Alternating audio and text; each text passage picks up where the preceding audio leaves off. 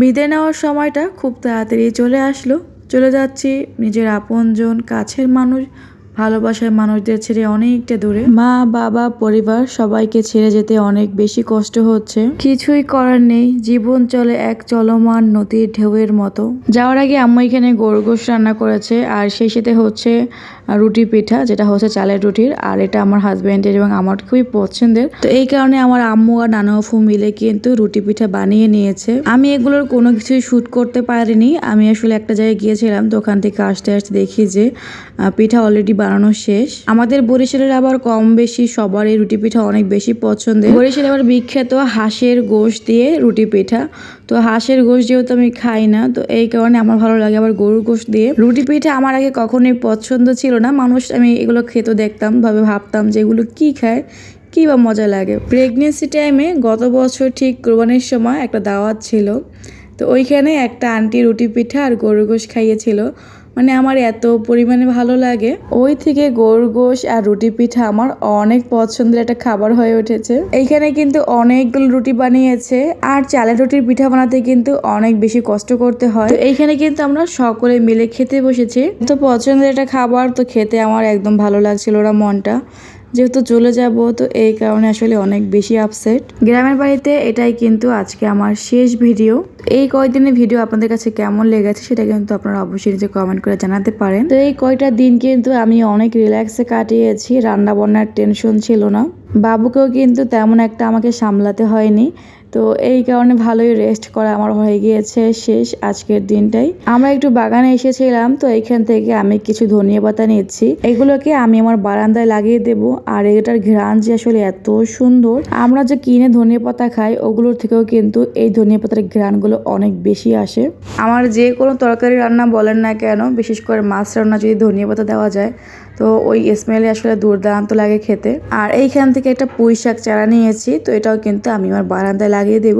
বেশি না, এই একটা গাছই নেব। আর বাসায় তো আমার 2টা গাছ, 3টা অলরেডি কিন্তু লাগানো আছে, তো জানি না ওগুলো আদৌ বেঁচে আছে কি না, তারপরেও একটাই নিচ্ছি। তো এইগুলো এখন একসাথে একটা ব্যাগে ভরে কিন্তু নিয়ে নেব। তো যাই হোক, শেষ পর্যন্ত সেই বিদায়ের মুহূর্ত চলেই আসলো। রেডি হয়ে আমরা বাসা থেকে বেরিয়ে পড়েছি। তো শেষ মুহূর্তে আম্মুকে একটু জড়িয়ে ধরলাম। আমার হাজবেন্ড, আব্বু সবাই কিন্তু আগে চলে গিয়েছে একটা গাড়ির জন্য। আসলে আমার যতই মন খারাপ হোক না কেন, আমি কিন্তু কখনোই সেটা প্রকাশ করতে পারি না। অনেক মানুষ আছে অনেক সিচুয়েশনে তারা হাউমাউ করে কান্না করে দেয়, তো ওরকম সিচুয়েশনে আসলে আমার খুবই কষ্ট লাগে ঠিকই, কিন্তু জোরে চিৎকার করে লোক সমাজে কান্না করতে পারি না। আমাদেরকে বারবার করে ডাকছিল, কিন্তু আমাদের তো একজন থেকে আরেকজনের বিদায় নেওয়া শেষই হচ্ছিল না। আম্মু তার কলেজার টুকরা ভাইকে অনেক বেশি আদর করে দিচ্ছিল। আবার যে কবে বাবুকে কোলে নিতে পারবে ততদিনে হয়তো আবার মাশাআল্লাহ দিলে বড় হয়ে যাবে। যখন কিনা বাবুর 1.5 মাস কি 2 মাস হবে, তখন কিন্তু লাস্টবার আম্মু ওরা কোলে নিয়েছিল। এরপরে প্রায় 7 মাস পরে কিন্তু বাবুকে আবার কোলে নিল। এখন কিন্তু বাবুর 9 মাস প্রায় চলছে। তো 2 মাসের সময় সে কতটুকু ছিল, আর এখন 9 মাসে মাশাআল্লাহ আলহামদুলিল্লাহ অনেকটা বড় হয়ে গিয়েছে। আর বাবু তো এখানে আসার পরে অনেক বেশি খুশি হয়েছে, কেননা সবার কোলে কোলে থাকছে। তার তো খুব আনন্দ হয়েছে একই দিনে, কেননা বাসায় আমরা না পারতে খুব বেশি একটা ওকে কোলে নেই না। যখন দেখেছি একদম কান্নাকাটি করছে তখন একটু কোলে নেই, কেননা আসলে একা বাসায় একা আমি সারাদিন অনেক কাজকর্ম করতে হয়, সেই সাথে ভিডিওর কাজ তো থাকেই, তো এই কারণে চাচ্ছি না ওকে। তো যাই হোক, এখানে কিন্তু এখন আমরা চলে এসেছি রাস্তায়। এখন ভোর বাজে 6টা, আর এখানে একটা সিএনজি পেয়ে গেল। তো এই সিএনজি নিয়ে আমরা এখন যাব হচ্ছে বাস স্টেশনে। আসার সময় আমাদের 2টা কি 3টে মনে হয় ব্যাগ হয়েছিল, যাওয়ার সময় আরও 2টা এক্সট্রা হয়েছে, কেননা যাওয়ার সময় আম্মু অনেক কিছু দিয়ে দিয়েছে, দেশি মুরগির ডিম, কোরবানির গোশত, তো এসব দিয়ে কিন্তু ব্যাগ আরও 2টা এক্সট্রা হয়ে গেল। আমার নানু আপু বলছিল যে ব্যাগ কয়টা তোমরা গুনে নাও যাতে করে কিনা মনে থাকে। তো গাড়িতে আমরা বসে পড়লাম, সাথে আমার আব্বুও যাচ্ছে, স্টেশন পর্যন্ত আর কি গাড়িতে আমাদেরকে উঠিয়ে দেবে। আম্মুর কোলে বাবু ছিল, বাবু তো আম্মুকে অনেক সুন্দর করে জড়িয়ে ধরেছিল। তো এই তো আমি বাবুকে কোলে নিয়ে নিলাম, আর আমাদের গাড়িও কিন্তু ছেড়ে দিয়েছে। বরিশাল থেকে ঢাকা যাওয়ার মুহূর্তটা আমাকে অনেক বেশি কষ্ট দেয়। এই কষ্টটা সব থেকে বেশি হতো যখন আমি ছোট ছিলাম। আমার জন্ম হয়েছে বরিশালে ঠিকই, কিন্তু আমি ছোট থেকে বড় হয়েছি ঢাকাতে। তো যখন কিনা কোরবানি ঈদে দেশের বাড়িতে আসতাম, তখন আমাদের লঞ্চে আসা হতো। এখন যেহেতু ব্রিজ হয়ে গিয়েছে তাই গাড়িতে আসা যাওয়ার সুবিধা। তো লঞ্চে সারা রাত আসার সময় অনেক বেশি আনন্দ করতে করতে আসতাম, সকালবেলা গিয়ে নানু বাড়িতে পৌঁছে যাব, তো এমন একটা আনন্দ কিন্তু কাজ করতো।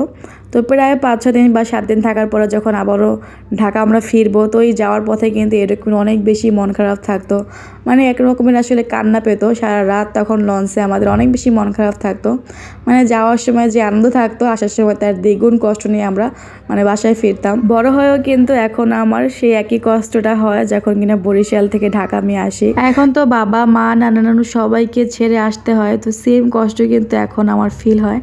তো যাই হোক, আমরা তো চলে এসেছি ঢাকায়, আর আসার পরে আমরা সেই আমাদের পছন্দের রেস্টুরেন্টে চলে আসলাম, কেননা আসতে আসতে আমাদের অনেকটা দেরি হয়ে গিয়েছে, প্রায় দুপুর। তো এই জন্য আমরা এখান থেকে খেয়ে তারপরে বাসায় যাব। না হয়তো বাসায় গিয়ে আমাদেরকে রান্না করে খেতে হবে, তবে সেটাও ব্যাপার ছিল না। কিন্তু এই মুহূর্তে বাসায় কিন্তু গ্যাস নেই, মানে আমাদের যেহেতু লাইনের গ্যাস, তবে মাঝে মধ্যে কিন্তু গ্যাস থাকে না, সেই রাতে গ্যাস আসে, মানে গ্যাসের কোনো তাল ঠিক নেই, অনেক সময় গ্যাস একদম কমে যায়। তো এমন একটা অবস্থা, এই কারণে আমরা কিন্তু এখন চলে আসলাম রেস্টুরেন্টে। আর আমাদের এইখানে আসার পরে সকালবেলা নাকি ওদের এখানে ভাত ছিল না, কি যেন একটু সমস্যা হয়েছে বললো, ভাত নাকি এখনও চুলে আছে, তো এরকমের সামথিং কিছু একটা হবে। তো ওরা বলছিল যে মোরগ পোলাও আছে, তবে আসলে জার্নি করে এসে আমার এগুলো একদম খেতে ইচ্ছে করছিল না, মনে হচ্ছিল একটু ভাত ডাল ভর্তা দিয়ে খাই, এরকম কিছু খেতে পারলে আসলে শান্তি লাগতো। ওরা যেহেতু সিলিন্ডার গ্যাসে রান্না করে, ওদের সিলিন্ডার গ্যাস নাকি ফুরিয়ে গিয়েছে, নতুন করে গ্যাস আনতে হয়েছে, আর এখন নাকি ভাত বসিয়েছে। তো যাই হোক, এই কারণে আমি মোরগ পোলাও নিলাম, আর আমার হাজব্যান্ড নিল এখানে কাচ্চি বিরিয়ানি। আমাদের দুজনেই কিন্তু একদম অতৃপ্তি সহকারে খাচ্ছিলাম, মানে কারোই খেতে ভালো লাগছিল না। আর এখানে ছিল হচ্ছে তন্দুরি রুটি, সেই সাথে আরও ভাজি টাজি এরকমের কিছু ছিল, তো ওগুলো তো আরও খেতে পারবো না, তো এই কারণে ভাবলাম যে পেট যাতে ভরা থাকে এরকমের কিছু খেয়ে নিই। এখানে পোলাও ছিল, আর ভিতরে 2 পিস রোস্ট ছিল, সেই সাথে ছিল ঝোল, মানে রোস্টের যে ঝোলটা ছিল এটা আবার এক্সট্রা করে একটা বাটিতে দিয়েছে। আজকে বাবুকে নিয়ে আমরা তাড়াহুড়ো করে খাচ্ছি, কেননা সময় নেই। আগে তো রিল্যাক্সে বসে খেতাম, আগে আমি খেতাম বা আমার হাজব্যান্ডকে, তারপরে আমি খেতাম, তো এরকমের করতাম। কেননা বাবুকে নিয়ে যদি আমরা দুজনেই খেতে বসি তাহলে সে আর আমাদের কাউকেই খেতে দেয় না, অনেক বেশি দুষ্টুমি করে। তো ওই কারণে কি আর করে, আজকে তাড়াতাড়ি খেয়েছিলাম। পরে আবার ভাবছিলাম যে খাবারটা আসলে অর্ডার করে বাসায় নিয়ে যাওয়া উচিত ছিল, রিল্যাক্সে ঠান্ডা মাথায় ওখানে খাওয়া যেত। একটা কথা কি জানেন, তাড়াহুড়োর সময় সব কাজে ভুল হয়, মানে ঠান্ডা মাথায় আপনি যখন কাজ করবেন আপনার কাজ কিন্তু পারফেক্ট হবে। তাড়াহুড়োর কাজ সবসময় শয়তান করিয়ে থাকে, তো তাড়াহুড়ো করে আসলে অনেক সময় অনেক সিদ্ধান্ত আমরা ভুল নিয়ে থাকি, পরে পস্তাতে হয়। তো এটা আসলে অনেক ক্ষেত্রেই, শুধুমাত্র যে আমি এই ক্ষেত্রে বলেছি সেটা কিন্তু না। তো যাই হোক, এখানে আমি খাবার খেয়ে নেই, আর আজকে আপনাদের থেকেও বিদায় নেই। কেমন লেগেছে আজকের ভিডিওটি তা কিন্তু অবশ্যই নিচে কমেন্ট করে জানাবেন। যদি ভিডিওটি ভালো লেগে থাকে তাহলে প্লিজ একটা লাইক দিয়ে দিবেন, এবং যে কমেন্টস করে অবশ্যই আপনার মতামত জানাতে পারেন, আর ভিডিওটি কিন্তু শেয়ার করে দিতে পারেন আপনার পরিবার এবং আত্মীয় স্বজন সবার ভিতরে। তো আজ এই পর্যন্ত, সবাই ভালো থাকবেন। আল্লাহ হাফেজ, আসসালামু আলাইকুম।